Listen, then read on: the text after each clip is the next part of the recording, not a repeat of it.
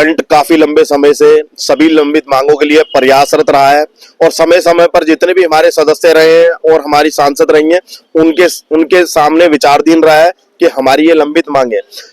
कुछ लोग हमारी यूनियन को काम करने से रोक रहे हैं और हमें अपने काम को करने में बार बार वो दखल अंदाजी कर रहे हैं, क्योंकि लोग ऐसे हैं जो फ्रंट को बदनाम करने में लगे हुए हैं।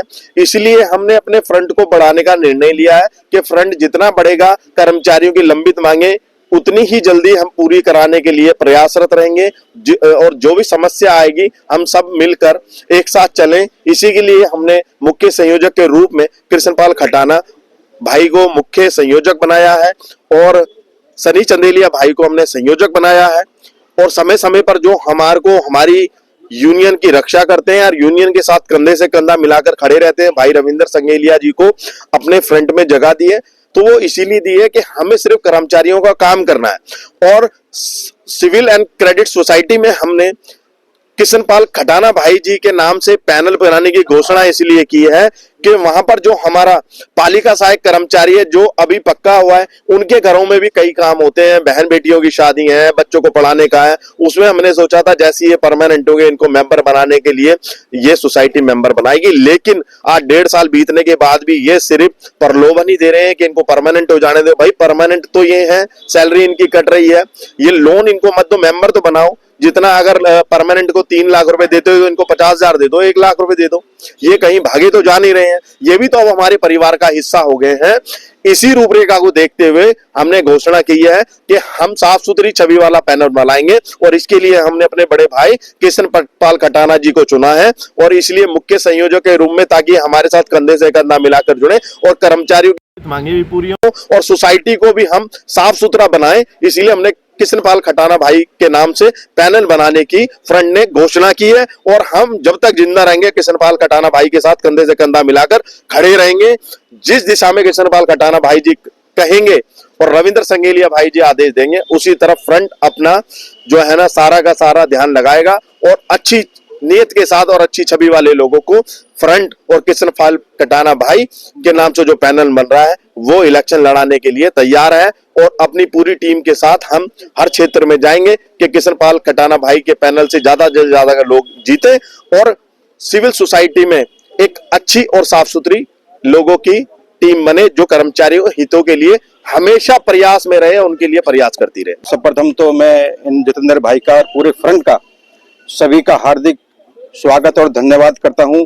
अपना शीश झुका कर धन्यवाद करता हूं कि उन्होंने मेरे को इस लायक समझा और जो भी जिम्मेदारी मेरे को दी है मैं एनडीएमसी यूनाइटेड फ्रंट की तरफ से उस जिम्मेदारी को पूरे दिल से निभाऊंगा।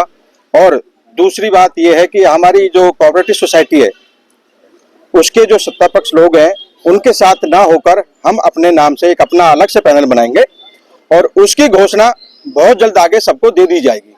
हम उनके साथ इलेक्शन नहीं लड़ेंगे जो कर्मचारियों के हितों के लिए कार्य नहीं करता है। अच्छी बात है कि पैनल बन रहा है और पैनल बनाना भी चाहिए, क्योंकि अलग से सबको अधिकार है कि अपने विचार रखने का, और विचारधाराओं की लड़ाई है, जहाँ विचार ना मिले वहां से हट जाना ही बेहतर है। बस भाइयों मेरा नमस्कार, मैं सोसाइटी की एजुकेटिव मेंबर हूँ।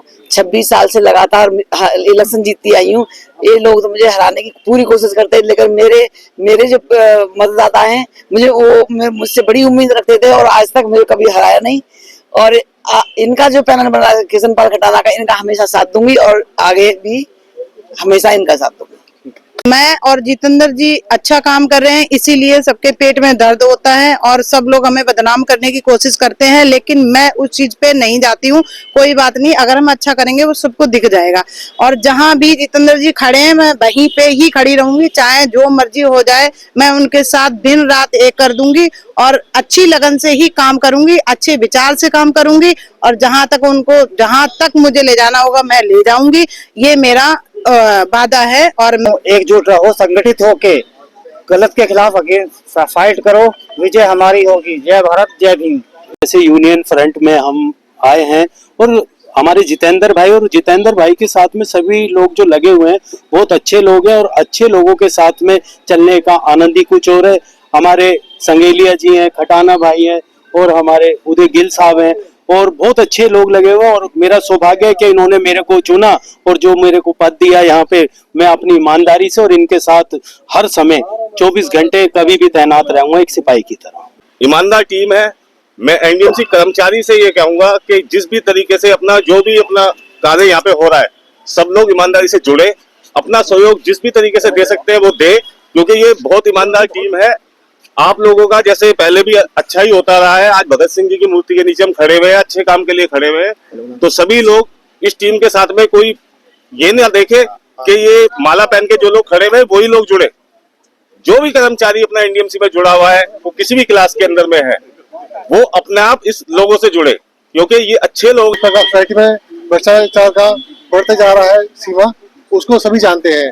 4.5 करोड़ का प्रॉफिट होता है और उसमें 2.5 करोड़ रुपए निजी खर्चों में ले लिया जाता है।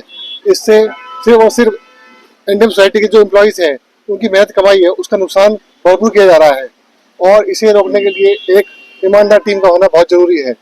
मैं इनसे गुजारिश करता हूँ कि इलेक्शन के जीतने के बाद ये पालिका सहायकों को मेंबर बनाएं, क्योंकि नियम के अनुसार रेगुलर जो एम्प्लॉय एनडीएमसी होता है उसको 5 साल रेगुलर एम्प्लॉय अगर है तो मेंबर बनने का अधिकारी है, और अगर वो परमानेंट हो जाता है, जो कि हम 2023 में मई में हो चुके थे, तो वो उसी टाइम मेंबर बन सकता है।